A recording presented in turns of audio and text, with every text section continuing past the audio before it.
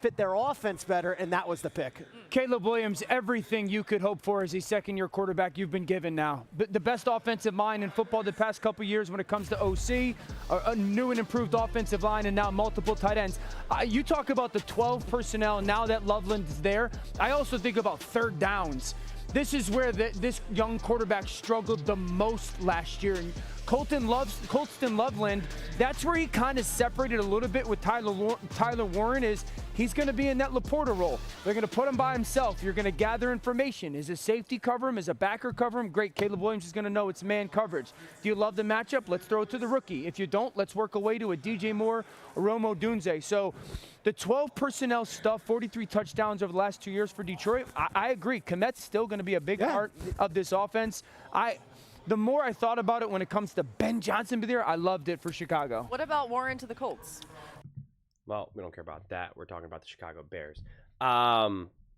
Yeah, I love how Orlovsky kind of just, opened up his take where it's just like, you've been given everything you could ask for at this point, right? You got the weapons. You got the O-line. You got the coach.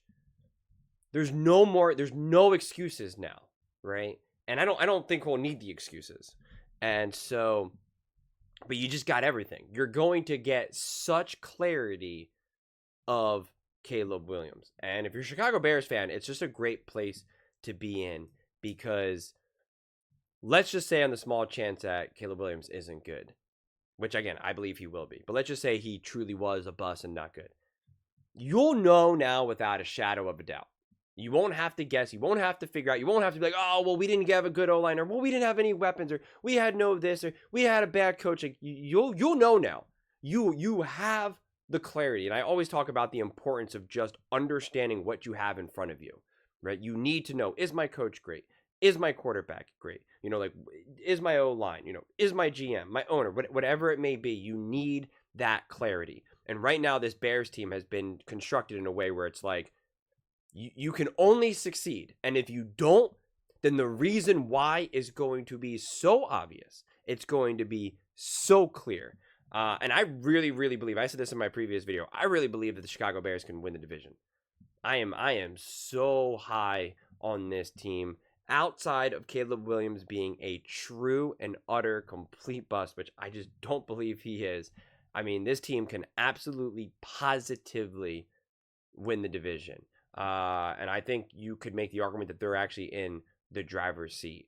Listen, this division is still going to be brutal, still going to be tough. I think the Packers can take a step forward. The Vikings, to me, are going to be fascinating with J.J. McCarthy, obviously first-year starter, essentially a rookie. And I think there's a real chance that the Lions take a step back. That's just been my constant theme. They lose their OC and their DC, and we're expecting them not to have any type of step back at all. They're not going to step back at all. I just don't see how that's possible. The real question is, by how much? Because even when the Eagles pull back, when they lost both their coordinators after going to the Super Bowl, so they were better and reached further than the Detroit Lions, they still won a lot of games. They still won, they went 10-1. I think they ended up winning 11 or 12 games. So they obviously still were able to find their way to wins and the playoffs. So even if you do pull back, still can obviously win a ton of games, can still be trouble in the division. But, Cowboys were messy, the Commanders were nothing, and the Giants were nothing at that time. That was no Jaden Daniels and, good old Daniel Jones and the New York Giants. So I just have to imagine there's going to be some sort of step back, some sort of pullback for the Lions, which then really leaves the door open for the Bears. And when you look at some of those close games, when you look at some of the mess that the Bears had throughout their season, I mean, it should just be non-existent.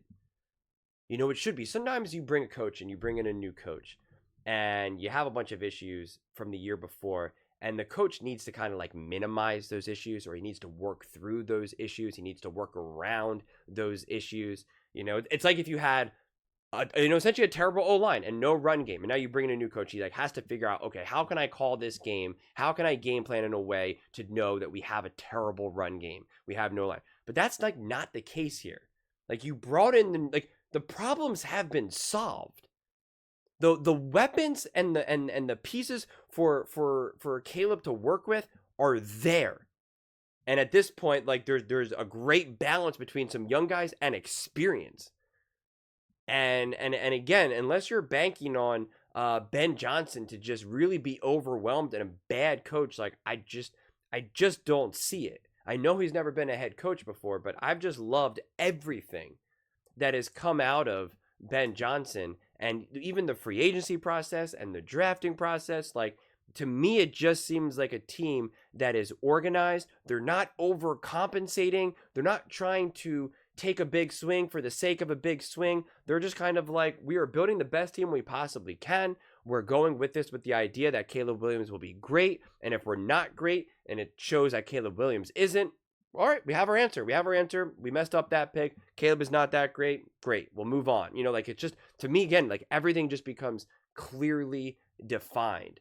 And that is the huge benefit. When people were trying to figure out as well, oh, should they get Pete Carroll? Should they get McCarthy, Brian Flores, Ben Johnson? Like, should they risk having a first-year head coach? Or, you know, this team is kind of a mess. Do they need someone more experienced at the head coaching position? This is where Ben Johnson, to me, really shines, because unless you see that this team is ill-prepared, right? They're just not ready for the game. They're just not ready, which we've seen them do last year, but they're just not ready. You hear practices are a little goofy, players showing up late or whatever. You're seeing fighting on the sideline. You know, you just get a feeling that, like, this is kind of a loose operation here.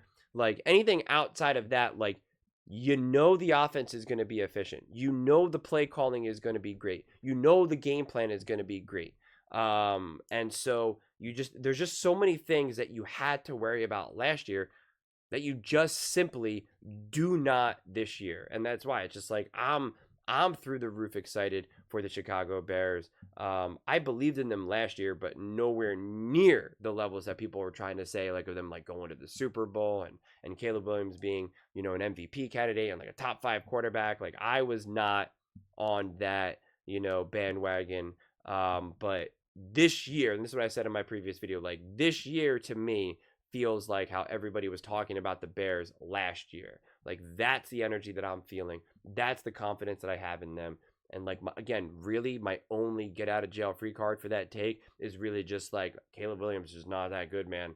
Like, I got it wrong. He's just actually not a good quarterback. And my whole thing is like, I have to imagine that at the minimum, he's just a good quarterback. Okay, maybe he's not great. Maybe he's not elite. Maybe he's not special.